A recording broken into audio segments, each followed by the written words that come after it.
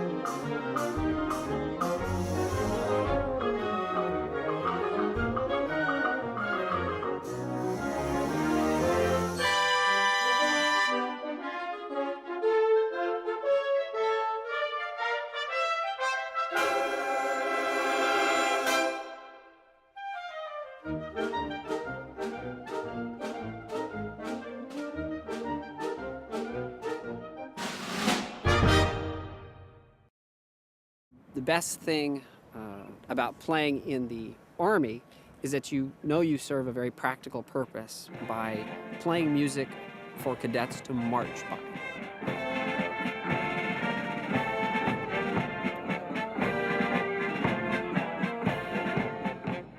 We have very deeply held beliefs about honoring the flag, and that's what the Army wants. And so there's nothing like playing a piece of music like Reveille or Retreat or Taps.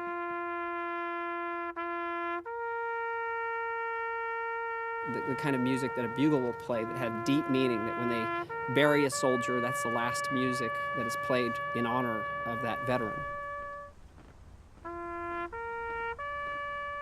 So these are very practical purposes, and so it's with great, I think honor is the right word, that we are able to have our basic mission in life. So when someone asks us, why are you in the Army playing music, it's very easy to talk about that. So patriotism, I think, is impossible to achieve without the music that accompanies it. You have to have the music. The music creates the soundtrack, if you will, for the story of America, and that's our job to do. We have a professional band, one of the world's great bands, whose main job it is to play music for the cadets as they march. We have a band of approximately 80 persons, which includes the Hellcats, which is a field music group, and the marching band, which consists of many different groups who will play concert band music. They will play jazz, popular music, rock, all sorts of things to support cadet functions and to be representatives of soldiers. This is also one of the premier bands of the United States Army and of the military. So we're able to recruit from the very top conservatories in our nation.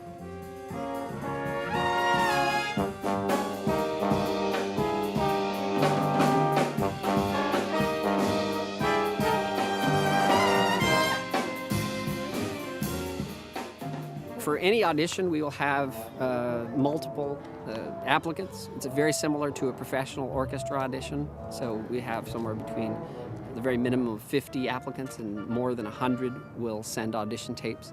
So it's a highly, highly competitive job. And they enlist in the Army. One of the perks, if you will, to joining the Army and being assigned here at the United States Military Academy Band, the West Point Band, is that they can have a full career here at West Point.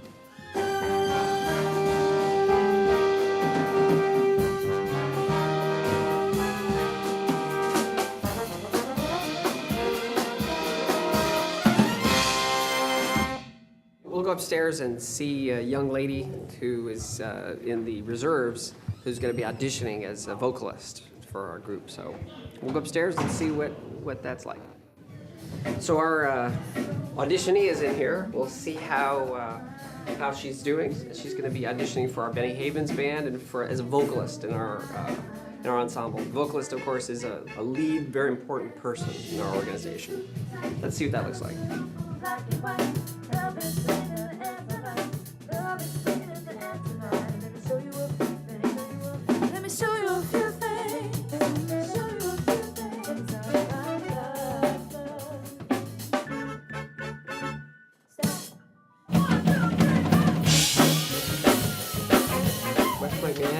Who you are and where you come from? Sure. I'm Sergeant Emily McAlee-Sturgans. I'm from the Kentucky National Guard. I teach preschool and I do music all the time, so I found out that there was a vocalist position and I put a packet in, and here I am auditioning to try to win the spot as a lady here in the band as a vocalist. So how's the audition so far? You having a good time? It's been so fun. These incredible musicians, and it's amazing that you have all this rehearsal time. I love it. I'm having a blast. I'm having a lot, maybe more fun than I should be having, but I'm having a lot of fun for sure. Good. So challenging. There's a lot of music to know, and it's been good.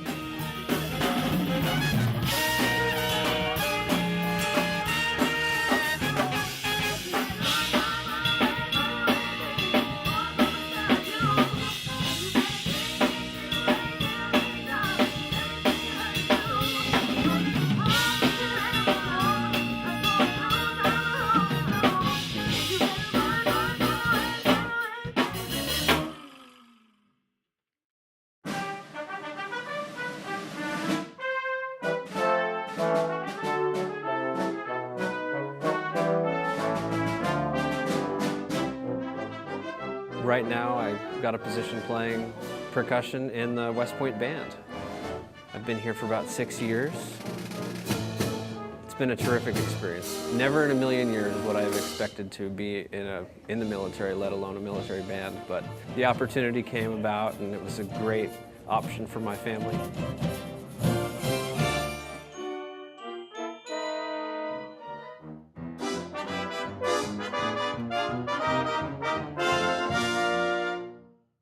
The audition process was similar to a orchestra audition. So we sent in a CD, and then from there they narrowed it down to about 6 finalists, flew us in, and we got to meet everybody in the band and play multiple rounds of certain repertoire, and they narrowed it down from there.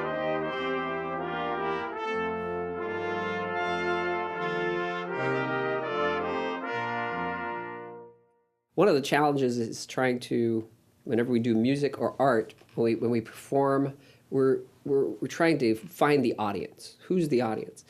And in my job, our audience has to be America. It's Americans. To build the trust, the confidence in Americans to ensure that they believe that their armed forces are working on their behalf. Mutual trust. And we find common ground. We try to find what is the common ground that we work on. And there's no more common ground than holidays, just simple holidays. When Steve came to me, we talked about what does he have? And so he had pieces that were based on American holidays. These interested me because of just the simple way that they were described to me at first. There are these 4 major holidays that happen in the United States, and they're important. And so I started kind of, okay, well, that's a sell. That's pretty interesting. That's pretty powerful. And so these holidays have a lot of power. And so when he brought to me this idea of these pieces, I was interested. And that's not typical.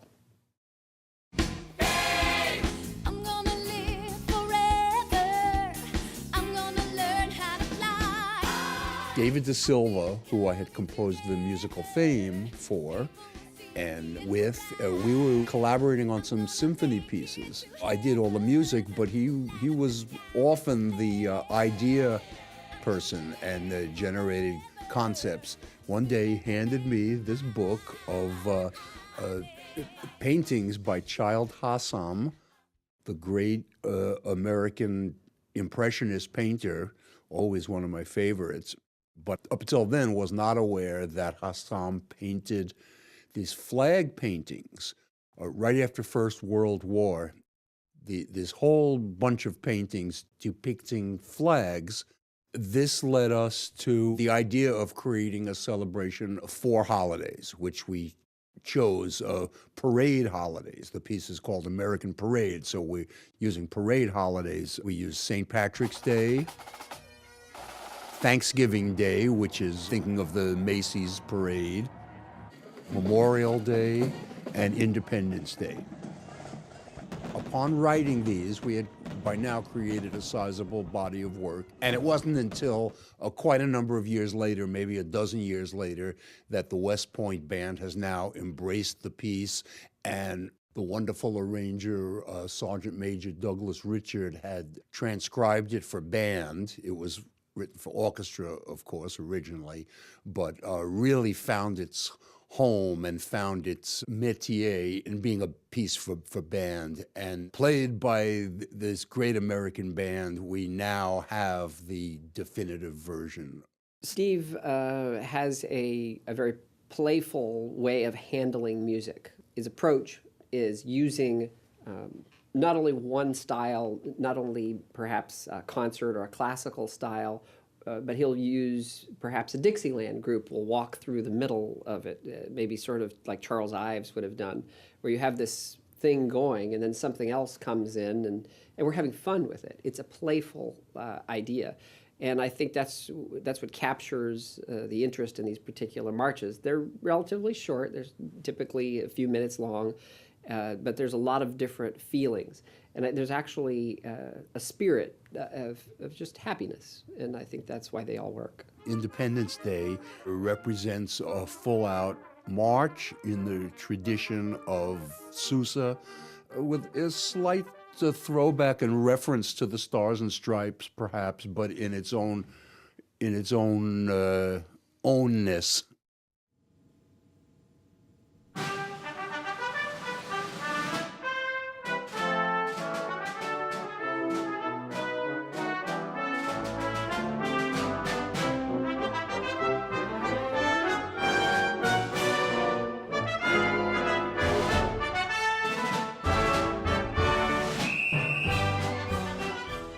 This is a great place to be thinking about what West Point is all about. We're here at Trophy Point, and we're here at the Battle Monument that's here on the hill, built in time to remember the Civil War. As we look at this, one of the great vistas, I think, in America, where we're so fortunate to perform, the members of the United States Military Academy Band, It's here on the plain, along with the 4,400 cadets who call this home, with the mighty Hudson River at its deepest point. It's a profound place to think about what we do, not only as soldiers, but as American citizens. I think it is for musicians, as we are, we always need the reason for playing music. And here we find the right background. We find the meaning just by the space. And that's one of the great things about West Point. You sense the history, you sense the presidents, the leaders who have industry of our nation, and you sense them still present here at this place.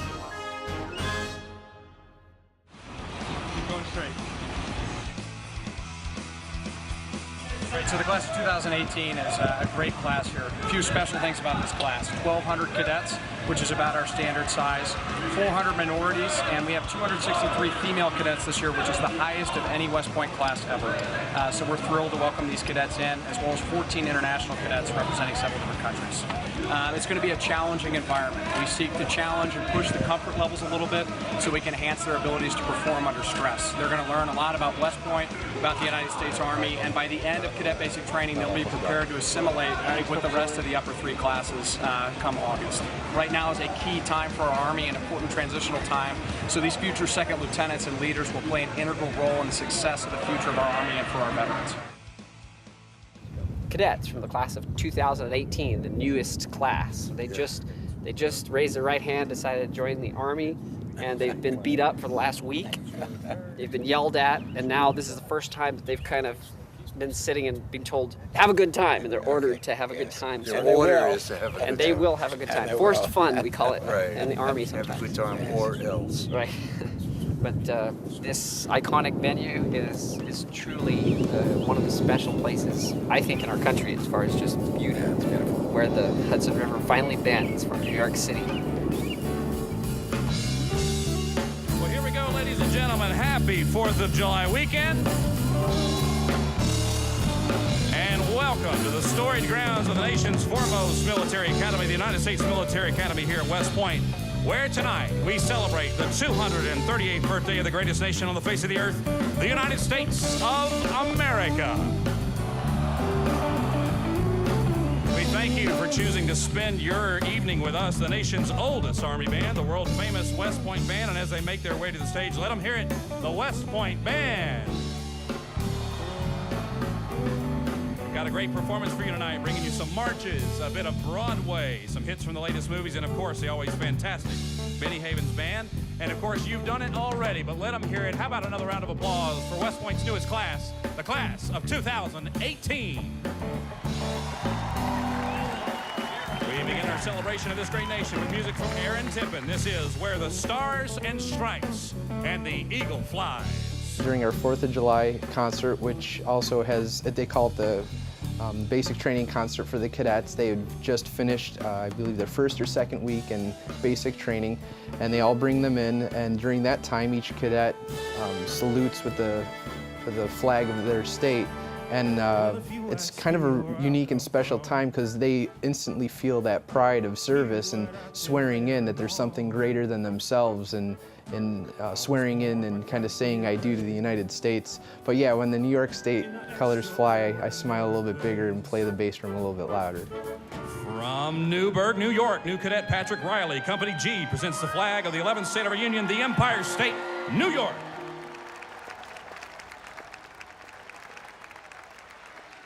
You know, from a historical side, the very ground you're sitting on speaks of the birth of this nation. And other names like Vanderbilt and Roosevelt, for example, speak of the power players that have called the Hudson Valley home. From an artistic standpoint, some of our nation's best visual artists, dancers, actors, and musicians have also called the Hudson Valley home. And tonight, we are honored to have with us a great talent here in the Hudson Valley, a man who calls the Montgomery area home. He is a name well known both here and far away, and his biography reads as a who's who of Broadway, among other venues. And with hits like Fame the Musical to his credit, it is easy to see why. Let me take just a moment to introduce a man, a guest that we have here tonight, Mr. Steve Margoshes. Steve, would you stand up and be recognized?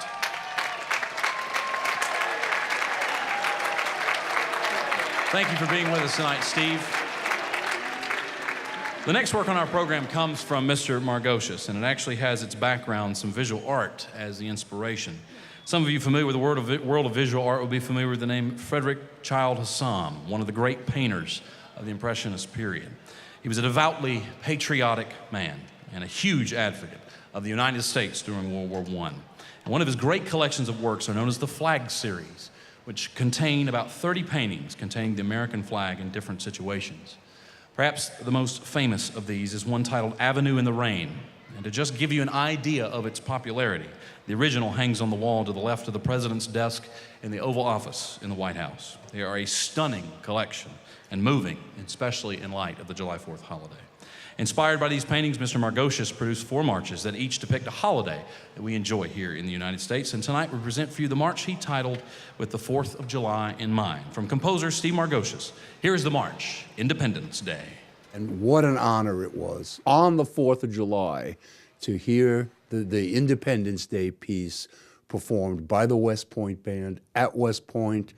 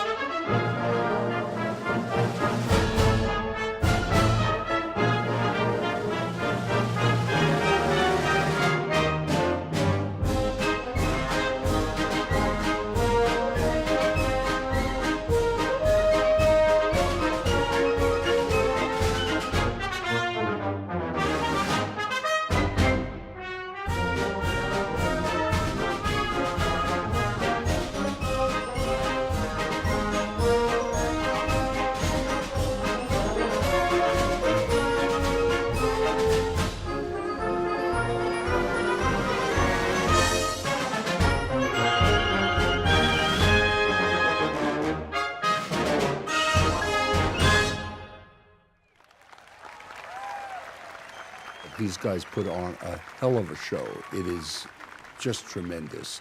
Fireworks and everything, of course, but the music, do is just spectacular. Clap, clap, clap, clap, clap, clap.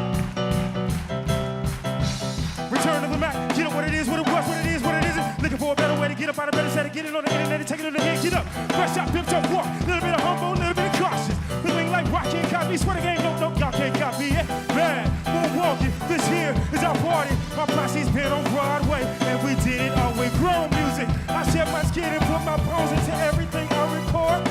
And yeah, I'm on. Let that stage light go and shine on down. Got that Bob Barker suit game and Plinko in my style. Money, stay on my craft and stick around for those pounds. I do that to pass the torch and put on for my town.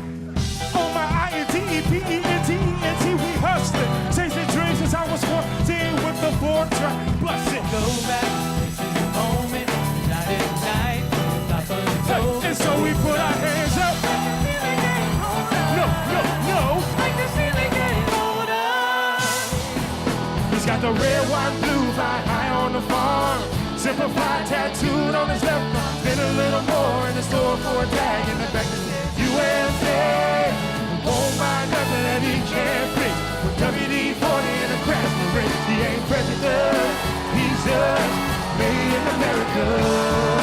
Born in the heartland, raised up a family of King James and Uncle Sam. He's got the red, white, blue, fly high on the farm. Simplified tattooed on his left arm. Spend a little more in the store for a tag in the back that says USA. Won't buy nothing that he can't fix. With WD-40 and a crash race. He ain't president, he's just made in America. July 4th, 1776, 13 colonies declared the birth of a nation, stating that all men are created equal, with the right to life, liberty, and the pursuit of happiness. Today, the United States of America is the greatest country in the world. Won't buy nothing that he can't fix. With WD-40 and a crash race, he ain't president, he's just made in America.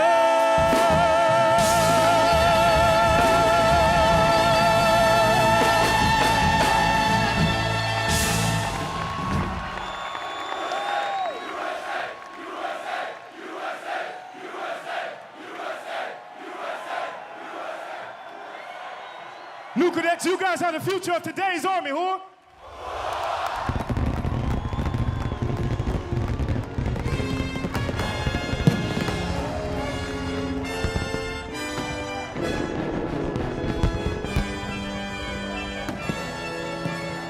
I want people, if they come to a concert, to be able to walk away with something more than I heard a concert.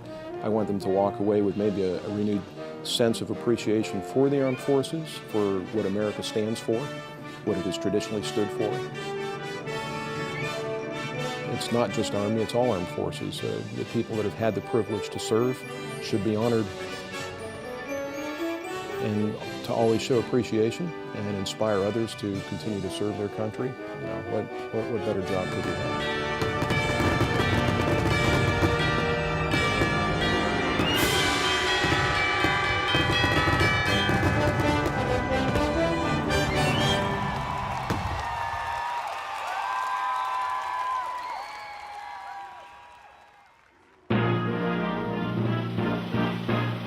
The Army bands are a well-known commodity in the musical world, and these are fantastic jobs and fantastic opportunities for us to use our music to serve a higher purpose, to serve those who serve us and who provide us with a great life.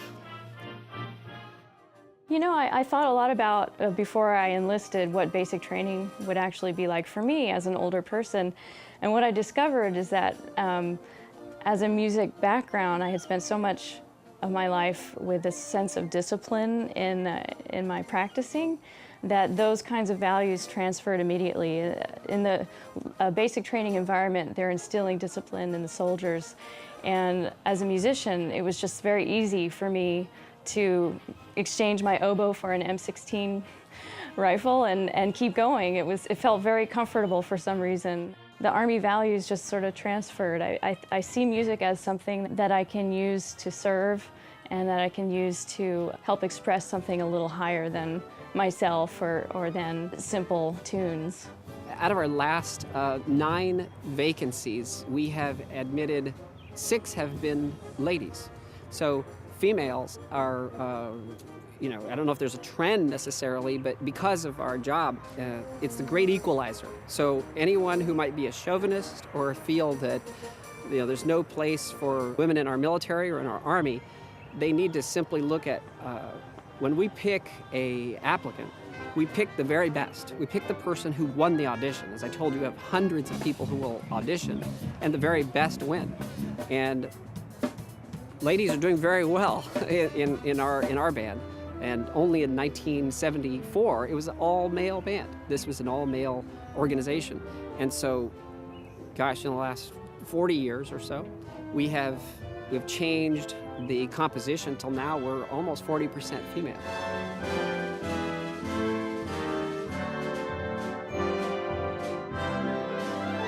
The musicians are very conservative, which is, I guess, a play on words. Since we are trained at conservatories, our job is to, for the most part, play the music that we've learned, that our teachers learned, passed down to the generations. What we've done here at the West Point Band is try to turn that paradigm over a little bit and introduce and go out and find newer musicians, newer compositions to bring to the public, to help inspire the public to celebrate the history of the Army and of the nation. What we talk about in the military is selfless service. And I think that Mr. Margoshes is also serving selflessly in the compositions that he's creating. He's combining old and new, and that's moving us forward, I think, which is refreshing.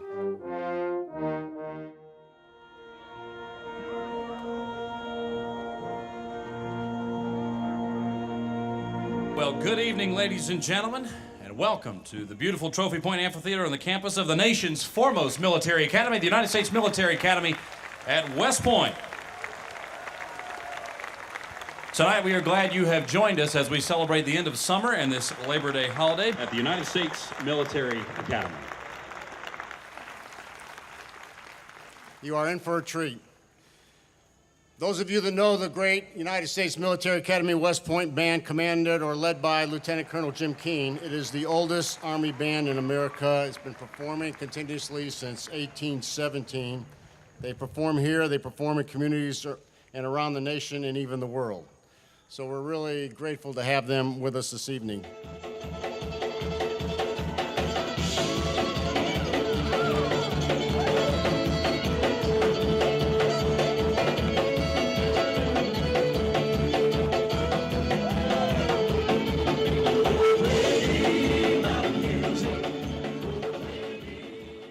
I looked up Thanksgiving Day in the Macy's parade.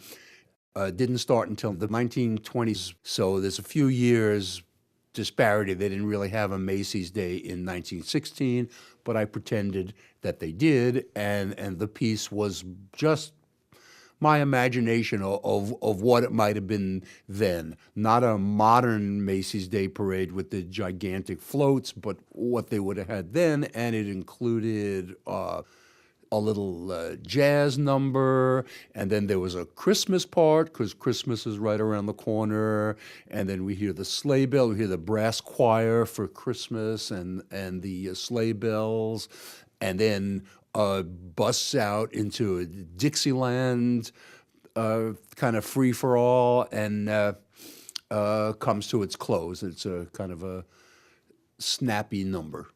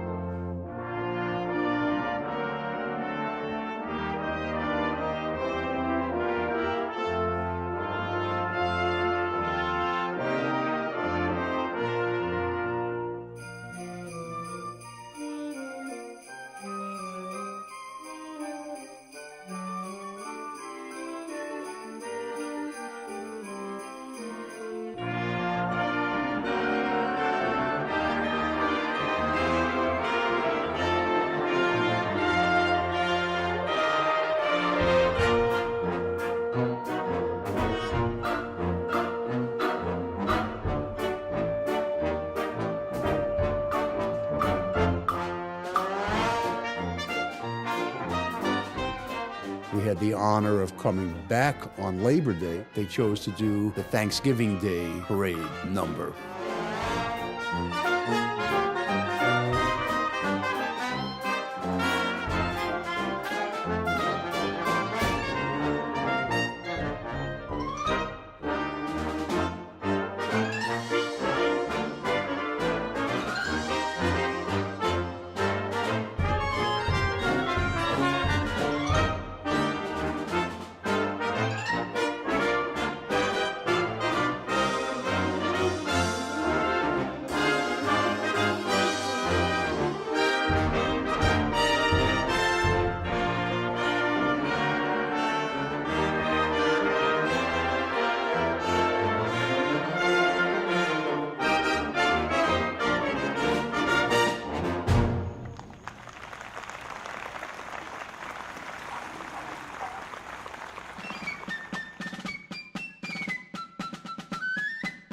It's easy at West Point to trace our lineage directly back from when George Washington marched up with his group, which included a musician, a fifer, when he founded West Point. George Washington himself thought it was important to have a musician with him. And there's some profundity, at least from my perspective as a musician, that's of interest there, that was something that George Washington, an amateur musician himself, believed was critical. And it wasn't necessarily only a blue-collar job. It was also about art. It was about meaning. It was about purpose. And so when George Washington did this, he sort of set a tradition for American music. As Yankee Doodle was played at the surrender of Cornwallis at Yorktown,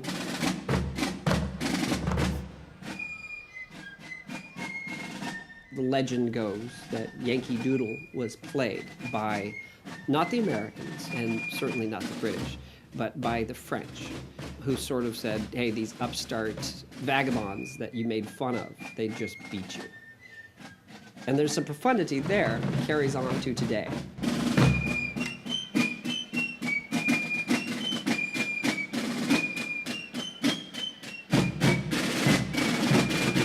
When you talked about the legacy of maybe marches, that's more of a transition between the 19th and the 20th century, where you had obviously the culmination of artists being John Philip Sousa, who led groups not only in the Marines, in the Navy, but also as a civilian, and kind of made a huge name for himself. He was a rock star of huge proportions during that time. And as you make your way forward, get your hands together as the nation's foremost Army band presents the National March of the United States. Let's hear it for John Philip Sousa's The Stars and Stripes Forever.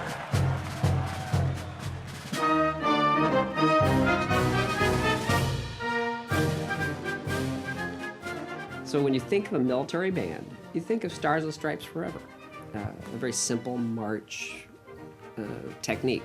And the pieces that Steve wrote are after this tradition, finding the relevancy of a march in today's society.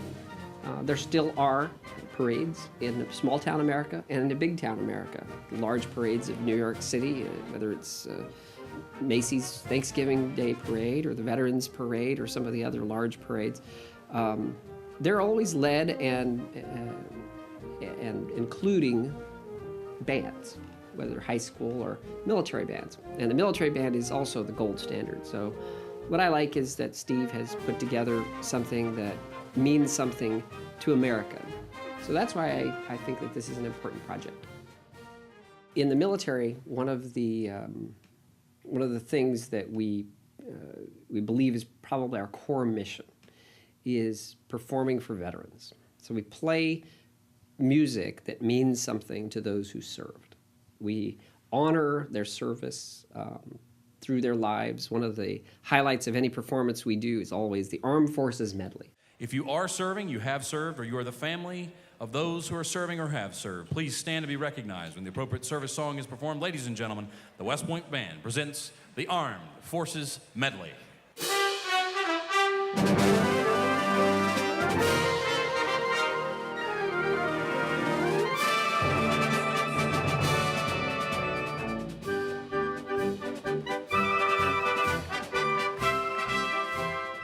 So each of the respective songs is played, and if a member served in that particular service, in that branch, they will stand as their song is played and salute and certainly go back in a time machine, if you will.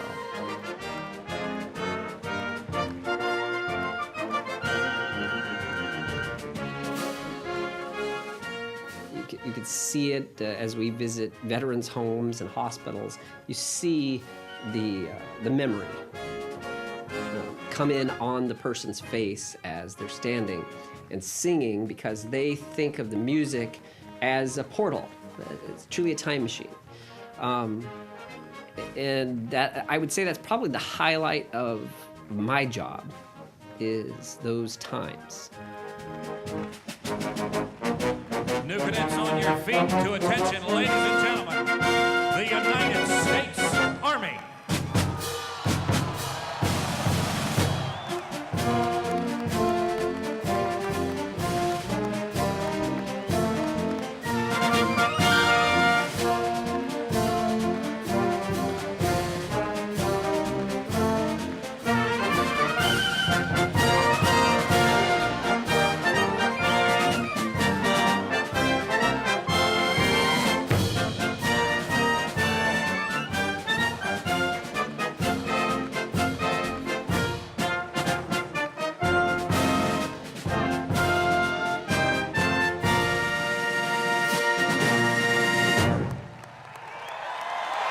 Ladies and gentlemen, let's hear it for our veterans. The most profound thing we do in the military, specifically for the military, is we provide buglers to play taps at funerals. So that is, without a doubt, the most meaningful thing that we do, because regardless of the number at a particular veteran's funeral, there will be a firing team, there will be a chaplain if so desired, and there will be a bugler. And the simple 24 notes of taps are played at the end of the career of a service member. And that's really where it comes down to being what it's all about, if you will.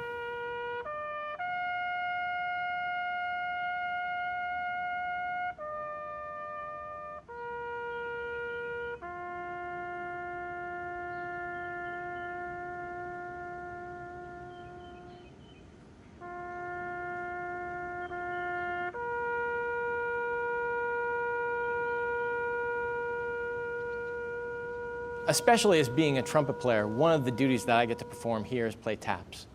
And it's really interesting when I play taps because, you know, in music, when you play music, in most instances, when you're playing, it's more important to you than the people listening. And taps is one of those rare occasions where when you're playing taps, it's more important to the people who are listening to it than to the person that's playing it. And being a musician is a very egotistical career. And that's the one instance where I'm actually playing, and it means more to the people in that family than it means to me in the moment. You don't get more musical than that. We are always looking for artists who will find inspiration to tell the story of the sacrifice of members of the armed forces. And when we do that, we are absolutely inspired and enthusiastic about telling that story. And that's what's so critical about things that we do. There's certainly pieces like taps that tell the story of Memorial Day, a very specific reference. To have other pieces, though, that are specifically dedicated to a holiday like Memorial Day, that's special.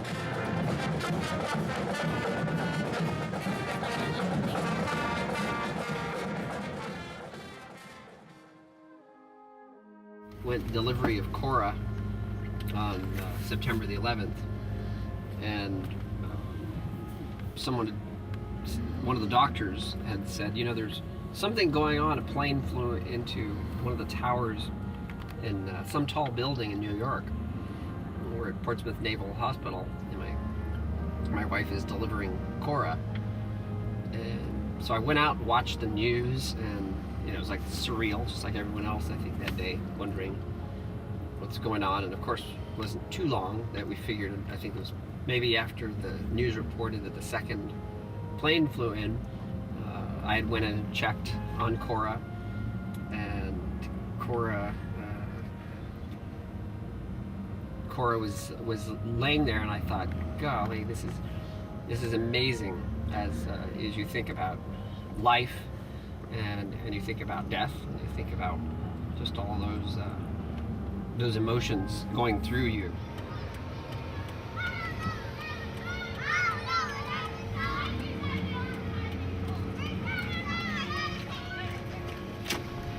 The kids are calling cadence. That's too funny. Me and my wife have been moving since I've been in the Army, since I was in Atlanta, Georgia. I think this is our 13th move that we've had. And our kids have been born in different places. Our first was in Germany, in Heidelberg, Germany.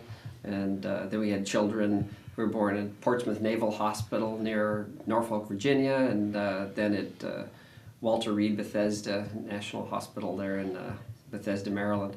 So our kids, they're getting used to moving, I think. The job in the Army does take me to a lot of different countries. I've been all over the world with musicians in the military. I know that I'm the 23rd leader and commander of the West Point Band. This photo on the far left goes back to 1856. We don't know the gentleman's name. We do know his title and even where he's from. A couple of them, specifically Philip Egner, who you see was here from 1909 to 1934, which is a long time to be in any job, but certainly in a military job.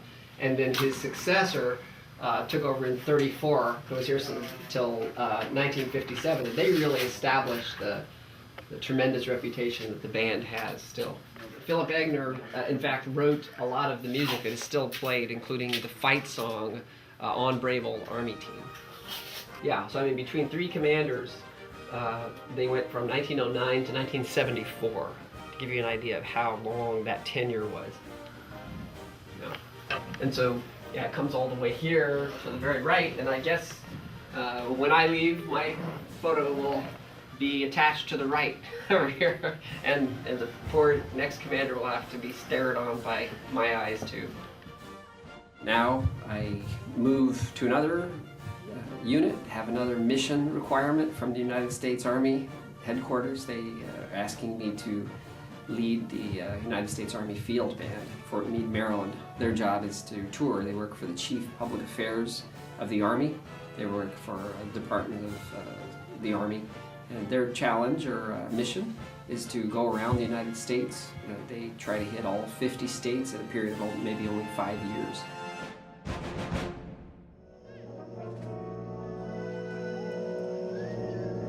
And now, like runners in a relay race, Jim has passed the baton to me. In this case, it's a conductor's baton, one that I'm honored to hold, because the West Point Band plays for the most important audience, the American people. We play an important role in connecting West Point, the United States Military Academy here, to the American people, and raising awareness and the presence of the United States Army and the professionalism of that Army with the surrounding communities and with New York City and actually within the entire Northeast region. So what I would like to achieve while I'm here is to settle all of the changes that we've been going through and have the musicians be able to provide relevant products that are really engaging to the American public and what the American public likes, but is still really rewarding musically to the artists that are here. And that also achieves what we need to do, which is showing to the public and to our demographic, our community here, that what we do is very relevant and meaningful in growing the leaders of the Army for the future. It's not really so much about what we're playing, but when we're playing it. So being able to understand the audience that you're playing for, rather than having the music focused on the ensemble as a performing group, really focusing our efforts on understanding the demographics of that specific audience and what will entertain them or engage them.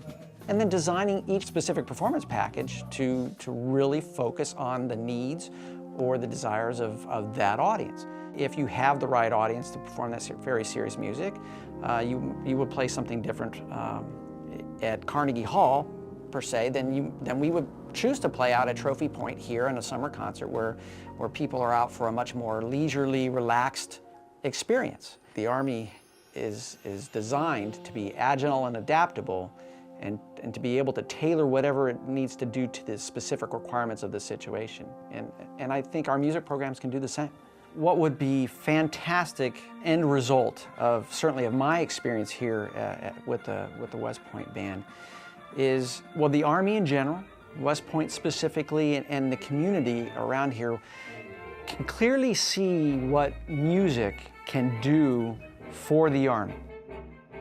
That music is the perfect tool for helping to engage people and build relationships. That's something that is very unique.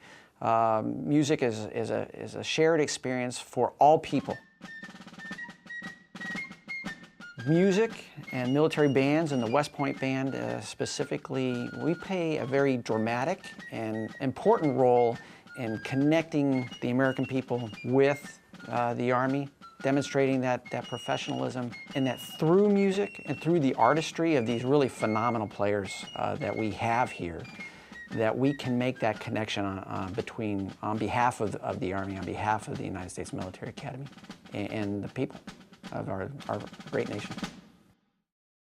Memorial Day, which of course is the more somber, but not only somber, a proud march. The pieces are all marches, but this one is a very stirring, refined. This painting for Memorial Day, by the way, we read in the liner notes that it hangs in the White House, and I understand it's close to the president's desk. Beautiful painting, looks like it's in the rain, and it has a solemn character to it and some reverence. The middle part is a trumpet solo that I was just so pleased. Our trumpeter who filmed today told me that it was one of the better solos he gets to play. So that means a lot to me when I hear musicians liking the music. Is always good. It is my way of serving a higher purpose, and I'm very thrilled and touched that my piece has somehow become a vehicle for the armed forces to say what they need to say and to convey their pride and their importance all through a piece I wrote through depicting holiday parades. So it's really quite something.